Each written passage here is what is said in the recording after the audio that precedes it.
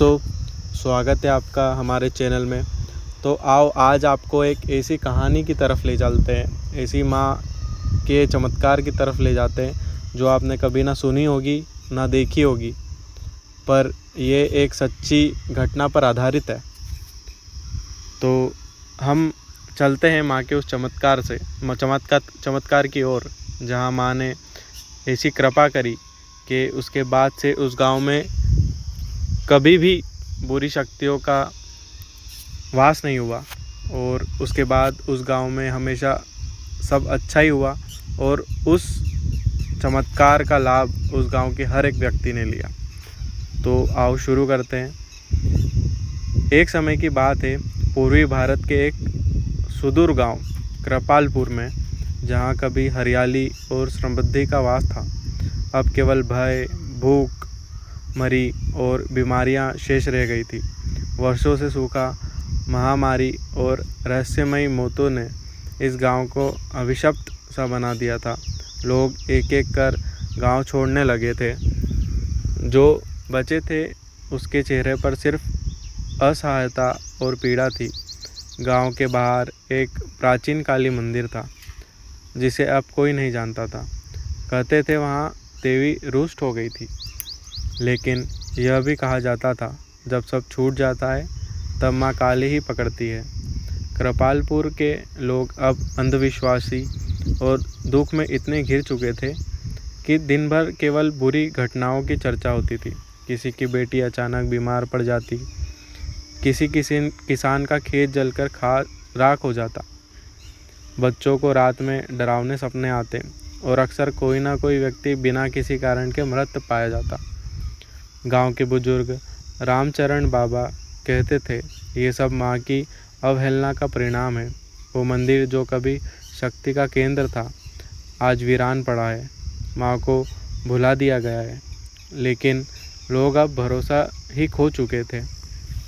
एक दिन गांव में एक अजनबी महिला आई। उसका चेहरा तेजस्वी था, लेकिन साधारण वस्त्रों में थी। उसने सबसे पहले जाकर मंदिर की सफाई शुरू की। कोई नहीं जानता था कि वह कौन है। कुछ उसे साध्वी मानते थे, कुछ भिखारिन, लेकिन उनकी आंखों में कुछ था, ऐसा कुछ जो लोगों के दिल में हलचल मचा देता। उसका नाम था भवानी दासी। भवानी दासी ने मंदिर में टूटे फर्श को धोया, पुरानी मूर्ति पर जल चढ़ाया और हर रात वहाँ दिया जलाकर बैठ जाती। गांव के बच्चे ने पहली बार देखा कि रात के अंधेरे में भी कोई उस मंदिर में अकेला बैठ सकता है। धीरे धीरे वह लोगों को बुलाने लगी, आओ माँ काली के क्षमा मांगो, वो लौट आएगी। कुछ लोग ने उसे पागल कहा, लेकिन एक दिन कुछ ऐसा हुआ कि सब बदल गए। गांव का एक लड़का गोपाल, जो कई महीनों से बोल नहीं पाता, अचानक मंदिर जाकर बैठा और ज़ोर से बोल उठा, माँ। गांव वालों को यकीन नहीं हुआ, डॉक्टर भी हैरान रह गए। जब पूछा गया कि ये कैसे हुआ, गोपाल बस एक शब्द कहा। दीदी ने कहा, माँ को पुकारो। मैंने पुकारा और वो आ गई। गांव में सनसनी फैल गई। अब गांव दो भागों में बंट गया था। एक हिस्सा जो भवानी दासी को माँ का रूप मानता था, और दूसरा जो उसे चालाकी और पाखंडी मानता था। लेकिन चमत्कार रुक नहीं रहे थे। जल शस्त्रों जो सूख गया था उसमें पानी आ गया। एक अपाहिज वृद्धा चलने लगी। गाय जो वर्षों से दूध नहीं देती थी, वह दुधाई हुई। रामचरण बाबा ने एक रात भवानी दासी से पूछा, बेटी तू कौन है और ये सब कैसे कर रही है?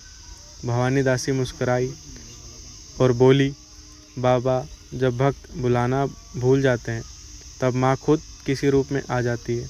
ये सब उनकी ही कृपा है, मैं तो बस एक माध्यम हूँ। बाबा ने उसकी आँख में देखा और कांप उठे। उन्हें जैसे माँ काली की आंखें दिखी। उसी रात उन्होंने प्रण किया कि मंदिर को पुनः जागृत किया जाएगा। गांव वालों ने मिलकर मंदिर की पुनः स्थापना का निश्चय लिया। भवानी दासी के साथ वे सब मिलकर श्रमदान करने लगे। धीरे धीरे मंदिर का जीर्णोद्धार होने लगा। काली अष्टमी की रात विशेष पूजा रखी गई, किंतु उस रात एक ऐसा रहस्य खुला जिसने सबको झकझोर दिया। अगर आप काली अष्टमी की रात थी। कृपालपुर गांव के लोगों ने वर्षों बाद मिलकर कोई आयोजन किया था। मंदिर की दीवारें फिर से सजी थी, दीपक जगमगा कर रहे थे और हवा में कपूर, चंदन और गंगाजल की गंध तैर रही थी। परंतु इस चमत्कारकारी रात का अंत केवल पूजा से नहीं था। यह वह रात थी जब माँ काली का प्रत्यक्ष प्रचंड हुआ और भवानी दासी का रहस्य उजागर हुआ। गांव में उल्लास था, लेकिन भय भी।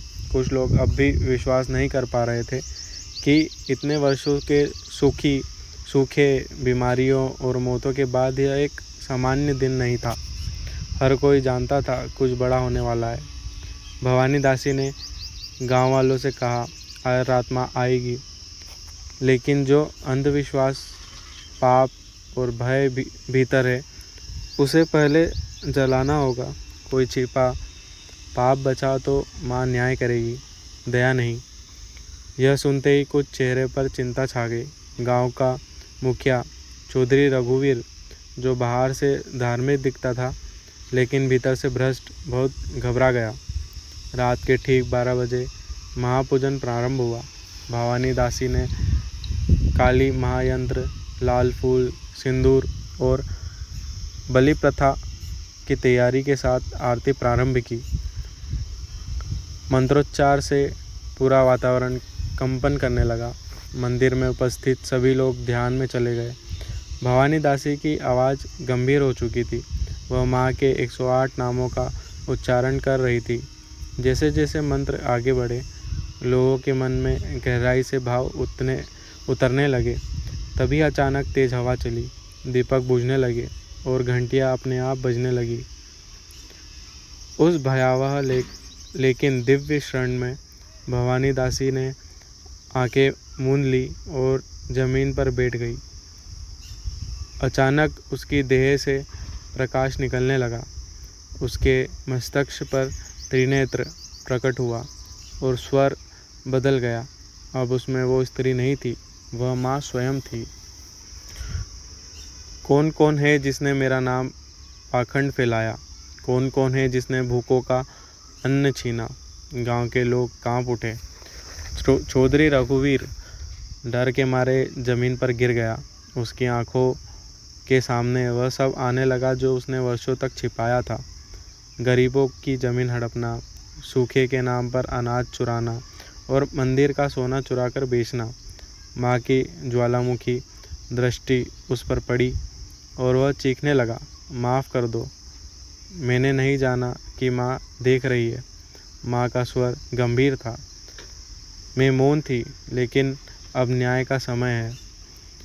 अचानक मंदिर के शिखर से बिजली गिरी और चौधरी वहीं मूर्छित हो गया। जब लोग दौड़े तो देखा कि उसकी आंखों की दृष्टि चली गई थी। भवानी दास ने अब आंखें खोली, वो फिर वही बन गई, लेकिन थकी और निठाल। गांव के लोग स्तब्ध थे। किसी ने इस प्रकार माँ का रूप पहले कभी नहीं देखा। अगले दिन गांव में ऐसा लगा जैसे धरती ही बदल गई हो। जिस कुएं में पानी नहीं था उसमें जल लहराने लगा। बीमार लोग ठीक हो गए। जिनके खेतों में बंजर ज़मीन थी वहाँ हरियाली फूट पड़ी। गायों ने दूध देना शुरू कर दिया। यहाँ तक कि वर्षों से गूंगी एक औरत सावित्री माँ का नाम लेकर बोली उठी, जय माँ काली। अब सब जानना चाहते थे, भवानी दासी कौन है? रामचरण बाबा ने उन्हें मंदिर में भीतर बुलाया और पूछा, बेटी अब तो बता दे तू कौन है? भवानी दासी ने सिर झुकाया और कहा, मैं वह नहीं हूँ जो आप सोचते हैं। मेरा जन्म हुआ एक वेश्या के घर में। बचपन में माँ काली की एक तस्वीर मिली थी जो मुझे मंदिर के बाहर कचरे में पड़ी मिली। उसी के बाद करना शुरू की। उसी को माँ माना। एक दिन मंदिर में ले जाकर अपना सब समर्पित कर दिया और माँ ने मुझे चुन लिया। मैं अब किसी कुल की नहीं, केवल माँ की हूँ। गांव वाले रोने लगे। रामचरण बाबा ने कहा, तू अब इस गांव की माँ है और यह मंदिर फिर कभी सुना नहीं होगा। भवानी दासी ने सभी गांव वालों से वचन लिया, हर अमावस्या को दीप जलाकर माँ को स्मरण करना होगा। गांव में कोई भूखा न रहे, यह सबकी जिम्मेदारी है। माँ का मंदिर कभी बंद नहीं होगा और कोई भी यह अपनी व्यवस्था कर सकेगा। भवानी दासी फिर एक राम मंदिर के गर्भगृह में बैठी थी।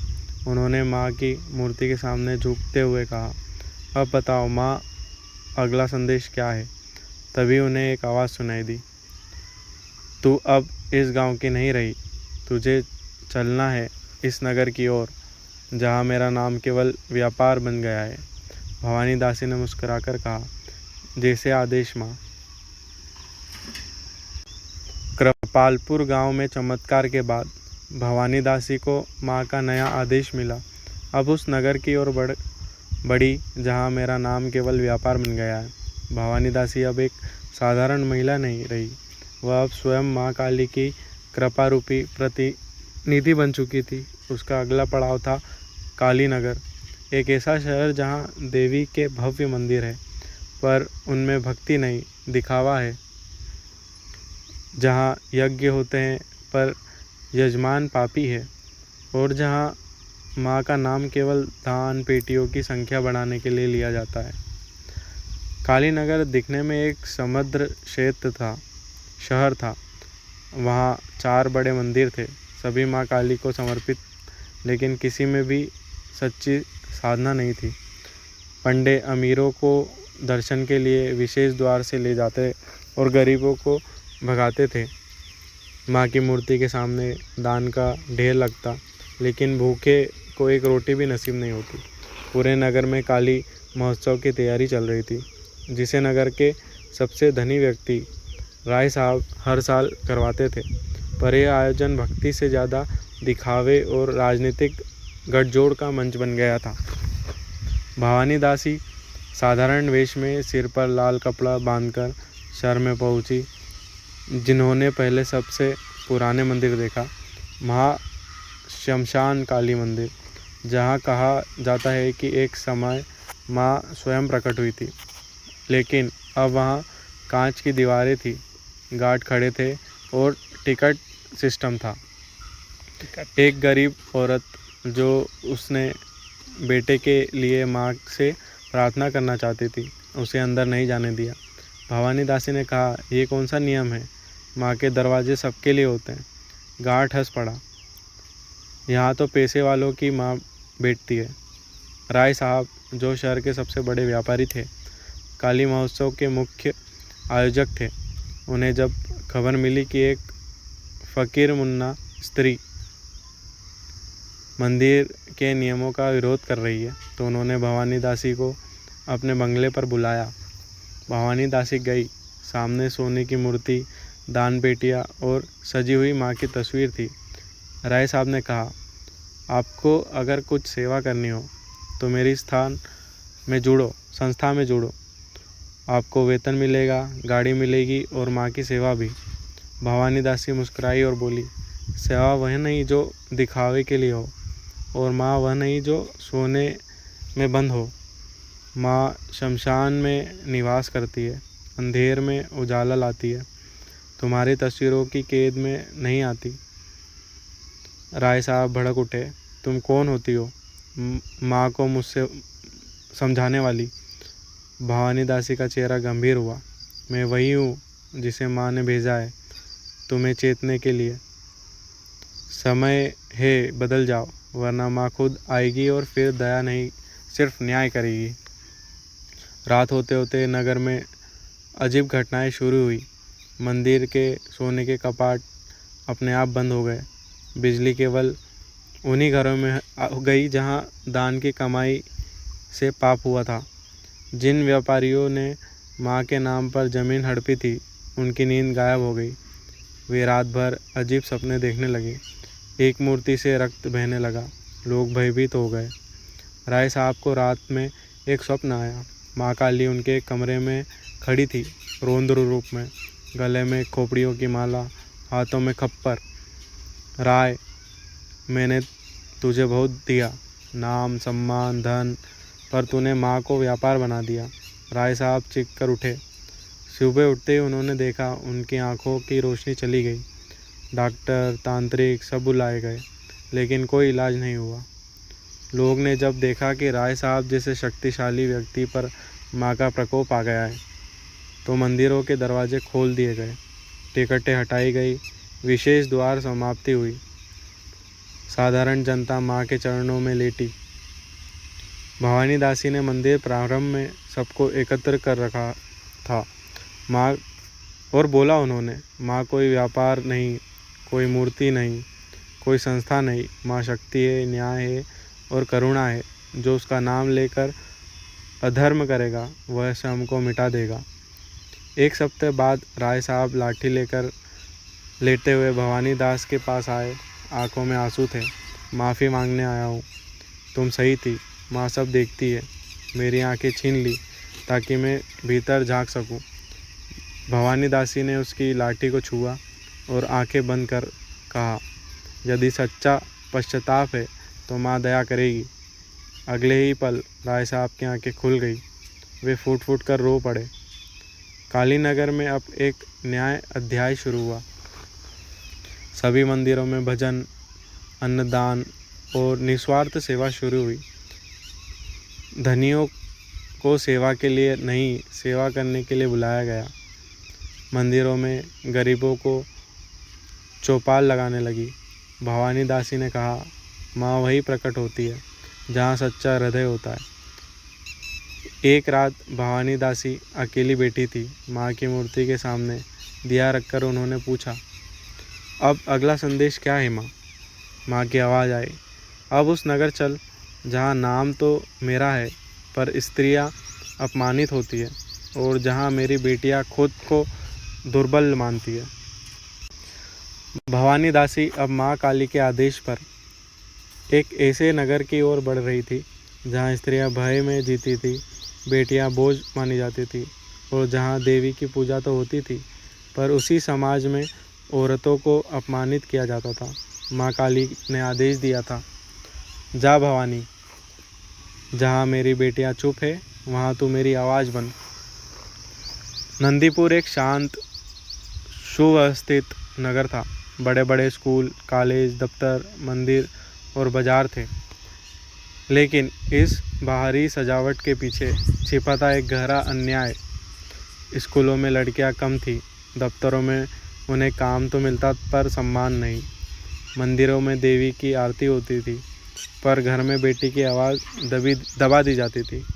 नंदीपुर में एक यह कहावत प्रसिद्ध थी, देवी को पूजो लेकिन अपनी औरतों को बांध कर रखो। भवानी दासी को सबसे पहले मंदिर के बाहर बैठी एक लड़की मिली। उसकी आंखों में दर्द था और चेहरे पर चोट के निशान। नाम था रमा, उम्र लगभग 22 वर्ष। वह कहने लगी, मैं माँ काली की भक्त थी, हर रोज़ पूजा करती थी, पर मेरे ससुराल वालों ने कहा कि माँ की भक्ति लड़कियों को नहीं बना देती, और उन्होंने मुझे जलाने की कोशिश की। भवानी दासी ने पूछा, तू अब भी माँ को याद करती है? रमा बोली, अब डरती हूँ माँ से, शायद माँ भी मुझसे नाराज़ है। भवानी दासी की आंखों में आंसू छलक पड़े। उन्होंने रमा से सिर पर हाथ रखा और कहा, माँ कभी अपनी बेटी से नाराज़ नहीं होती। तुझे अब उनकी शक्ति बनना होगा, डर नहीं, अब सामना करना होगा। भवानी दासी ने रमा जैसी अनेक बेटियों को इकट्ठा किया, जिसमें से कुछ घर से निकली गई थी, कुछ बलात्कार पीड़ित थी और कुछ अपने ही माता पिता के तानों से घायल थी। उन्होंने एक सभा रखी नंदीपुर के मुख्य चौराहे पर। वहाँ उन्होंने सिर्फ एक बात कही, अगर तुम माँ की पूजा करती हो तो माँ जैसी बनो, रक्षक, साहसी और न्याय के प्रतीक। जो तुम्हें दबाए उससे डरना नहीं, टकराना सीखो। सब चेहरों वाले पुरुषों ने इसका विरोध किया। कई नेताओं ने कहा, यह महिला हमारे शहर की परंपरा बिगाड़ रही है। कुछ ब्राह्मणों ने भी कहा, देवी की पूजा को नारी शक्ति से जोड़ा अपवित्रता है। परंतु कुछ महिला अब मुखर हो गई थी। उन्होंने कहा, अगर देवी हमारी शक्ति है तो हम निर्बल क्यों? अगर माँ खड़क उठा सकती है तो हम आंखें क्यों झुकाएं? भवानी दासी ने एक विशेष रात्रि सभा आयोजित की, नारी जागरण यज्ञ। उस रात माँ की मूर्ति को श्रृंगारित नहीं किया गया, उसे शमशान वेश में प्रस्तुत किया गया। सिर पर खोपड़ी की माला, रक्त से सना स्वरूप। लोग भयभीत हो गए। भवानी दासी ने कहा, माँ का यह रूप तुम्हें डराने नहीं आया है, बल्कि यह बताने आया है कि जब उसकी बेटियों को सताया जाता है तब वह इसी रूप में आती है। सभा में उपस्थित स्त्रियाँ रो पड़ी, लेकिन यह आंसू अब कमजोरी के नहीं, जागरण के थे। अगले ही दिन कुछ विचित्र घटनाएं हुई। एक भ्रष्ट अधिकारी जो लड़कियों के कॉलेज फंड से घोटाला कर रहा था, अंधा हो गया। एक न्यायाधीश जिसने बलात्कारी को छोड़ा, उसके घर में आग लग गई बिना किसी कारण। एक व्यक्ति जो अपनी पत्नी को वर्षों से मारता था, अचानक लकवाग्रस्त हो गया। लोग अब कहने लगे, यह सब उस भवानी दासी की वजह से हो रहा है। माँ काली की शक्ति उसके साथ है। अब नंदीपुर में बदलाव आने लगे। स्कूलों में लड़कियों के लिए विशेष छात्रवृत्ति आरंभ हुई। मंदिरों में महिलाओं के लिए विशेष साधनाएं केंद्र बनाए गए। जो लड़कियां पहले चुप रहती थी, अब वो मंचों पर माँ काली के गाने गाती थी। रमा, जो पहले टूटी आत्मा थी, अब नारी जागरण समिति की अध्यक्ष बन चुकी थी। उसने सभा में कहा, मैं फिर से माँ की भक्त बन गई हूँ, क्योंकि अब मुझे पता है माँ सिर्फ पूजा में नहीं, अपने हक के लिए लड़ाई में भी साथ देती है। एक रात भवानी दासी अकेले बैठी थी। उन्होंने माँ काली की मूर्ति के सामने आंखें मूंदा और पूछा, माँ अब क्या आदेश है? तभी तेज हवा चली और एक दिव्य प्रकाश में माँ का स्वरूप प्रकट हुआ। अब चल उस शहर की ओर जहाँ धन है, वैभव है, परंतु आत्मा मृत्य है, जहाँ मंदिर ऊंचे हैं पर ईमान बिखरा पड़ा है। भवानी दासी ने सिर झुकाकर उत्तर दिया, जैसा आपका आदेश माँ। भवानी दासी अब अंतिम यात्रा पर थी, उस स्थान की ओर जहाँ धर्म का सबसे बड़ा बाजार लगा था। यह नगर दिखने में तीर्थ था, पर वास्तव में वहाँ भक्ति बिखरती थी। मंत्रों की कीमत तय होती थी और मंदिर की नीलामी होती थी। माँ काली ने स्पष्ट कहा था, भक्त बनकर जो व्यापार करे और व्यापार बनकर जो धर्म बेचे, उसके लिए अब मैं स्वयं प्रकट होंगी। यह नगर भारत का सबसे बड़ा तांत्रिक और धार्मिक व्यापार केंद्र था। यहाँ हर गली में कोई ना कोई बाबा बैठा था, हर दूसरे कोने में एक मंत्र बेचने वाला और हर तीसरे मंदिर में बड़ा शक्तिपाठ का सौदा होता था। लोग माँ काली के नाम पर वशीकरण यज्ञ, शत्रुनाश और धन प्राप्ति तंत्र खरीदते थे। भक्ति नहीं, सौदा था। मंत्र नहीं, मोल भाव था। भवानी दासी नगर में चुपचाप घुसी। उसके आने के आहट से कोई भयभीत नहीं हुआ, क्योंकि यहाँ सब पहले से ईश्वर के नाम पर चलने वाले व्यापार थे। सबसे पहले वह गई महाकाली तांत्रिक पीठ, जहाँ काले कपड़े पहने बाबा भक्तों को 11,000, 21,000 और 51,000 के पैकेज में माँ काली की साधना बेचते थे। भवानी दासी ने पूछा, क्या माँ काली पैसे से आती है? बाबा ने हंसकर कहा, माँ तो वही आती है जहाँ चढ़ावा अच्छा हो। भवानी दासी मुस्कुराई और बोली, आज माँ आएगी और बिना बुलाए आएगी। उस रात एक चमत्कार हुआ। पूरे नगर की बिजली चली गई, लेकिन सभी मंदिरों की मूर्तियाँ चमकने लगी। काली की मूर्तियों से लाल रोशनी निकलने लगी और लोग के घर में सपने आए, जिसमें माँ काली रौद्र रूप में चेतावनी देने लगी, जिन्होंने मेरे नाम बेचकर अपने नाम कमाए हैं, मैं उन्हें शमशान में बुला रही हूँ। लोग भयभीत हो उठे। कई तांत्रिकों ने यज्ञ करवाने की कोशिश की, लेकिन हवन कुंड से आग ही नहीं जली। अगले दिन सुबह नगर में 5 प्रमुख पाखंडी बाबा, जो खुद को माँ काली का दूत कहते थे, अजीब अवस्था में पाए गए। किसी की आवाज़ चली गई थी, किसी के हाथ लकवा मार गया था, कोई पागल हो गया था और 2 बाबा बेहोश की हालत में माँ के मंदिर में गिर पड़े थे। भवानी दासी ने नगर में घोषणा की, माँ अब निर्णय पर उतर आई है। जिन्होंने माँ को कारोबार बना दिया, वे अब खुद ही अपने कर्म भुगतेंगे। एक महिला रोते हुए आई, बोली, मैंने अपनी बच्ची के विवाह के लिए एक बाबा को 50,000 दिए, वह चला गया। बेटी अब भी कुंवारी बैठी है। एक बूढ़ा बोला, मेरी बेटी की नौकरी के लिए माँ के नाम पर पैसा चढ़ाया, पर नौकरी तो मिली नहीं, उल्टा मेरी पेंशन चली गई। भवानी दासी ने कहा, माँ काली को तुमने सिर्फ देने और लेने का माध्यम बना दिया, और जब कुछ नहीं मिला तो तुमने माँ से विश्वास उठाया। लोगों ने सिर झुकाया। रात को भवानी दासी ध्यान में बैठी। माँ काली की शक्ति ने उनके प्रवेश किया। वह उठी और कहा, मैं शक्ति हूँ, मैं भक्ति हूँ, मैं न्याय हूँ। जो मुझे व्यापार बनाता है उसे मैं मिटा देती हूँ। जो मुझे दिल से पुकारता है उसे मैं जीवन दे देती हूँ। यह मेरा अंतिम विचार है। अब मैं स्वयं आ गई हूँ पाखंड का अंत करने। यह कहते ही भवानी दासी की आंखों से तेज प्रकाश निकला। पूरा नगर घुटनों पर आ गया। मंदिरों के सामने से विशेष पूजा के बोर्ड हटाए गए।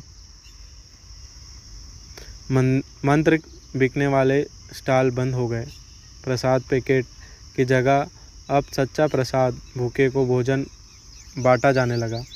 एक सच्ची भक्ति सभा शुरू की गई, जिसमें ना पैसा लिया गया, ना नाम पूछा गया। सिर्फ एक शर्त थी, आओ माँ के सामने सच्चे दिल से बैठो, बाकी माँ देखेगी। अब माँ काली की आखिरी इच्छा पूर्ण हो चुकी थी।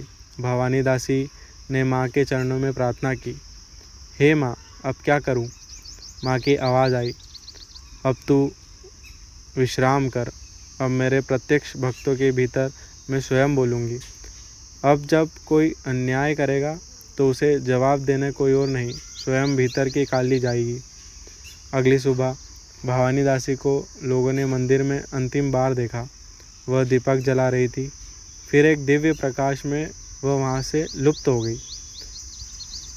कुछ कहते हैं माँ उन्हें अपने साथ ले गई, कुछ कहते हैं वह अब भी किसी नए नगर में माँ का संदेश लेकर जाती है। पर हर किसी की जुबान पर एक ही बात थी, अब जब न्याय होता है तो कहीं से एक भवानी आएगी और माँ काली स्वयं बोलेगी। इन 5 भागों की कथा में माँ काली ने यह सिखाया, भक्ति दिखाने से नहीं, संपूर्ण से होती है। नारी शक्ति को दबाया नहीं जा सकता। और सबसे बड़ा पाप, माँ के नाम पर पाखंड करना। माँ काली कहती है, मैं अंधेरे में रोशनी हूँ, मौन में आवाज़ हूँ और अन्याय में न्याय हूँ। जो मुझे पुकारेगा मैं उसके जीवन में उत्तर बनकर आऊँगी। तो ये थी माँ की कुछ कहानियाँ जो सच्ची घटना पर आधारित थी, और कैसे माँ ने पूरे गांव की, पूरे शहरों की दिशा ही बदल दी। जो लोग भ्रष्टाचार से लिप्त थे उन लोगों को माँ ने सुधारा, उन लोगों की आंखों की रोशनी छीन ली कुछ समय के लिए। और जब उन्हें वो एहसास हुआ कि माँ के नाम पर जो बुरे काम करता है, पैसे ऐंठता है, उनके साथ माँ क्या क्या करती है, तो ये पूरी कहानी आधारित थी कि हमें कभी भी माँ के मंदिर में या किसी भी चीज़ों में कभी घोटाला नहीं करना चाहिए, कभी कुछ गलत नहीं करना चाहिए। और माँ के नाम पर पैसे ऐंठने वालों के साथ भी माँ ने बहुत बुरा किया। और माँ ये संदेश लेकर आई थी कि हमें भक्ति कभी भी पैसों के नाम पर नहीं करनी चाहिए। भक्ति हमेशा निस्वार्थ होती है, जिसमें पैसों का और पहचान का कोई रोल नहीं होता। तो ये थी आज की हमारी कहानियाँ। आगे और ऐसी चमत्कार, माँ के चमत्कार के लिए हमारे साथ बने रहे। चैनल को लाइक करें, शेयर करें, कमेंट में जय माँ काली लिखें। और मिलते हैं हम आपको अपनी एक नई रोचक और माँ के चमत्कार के साथ।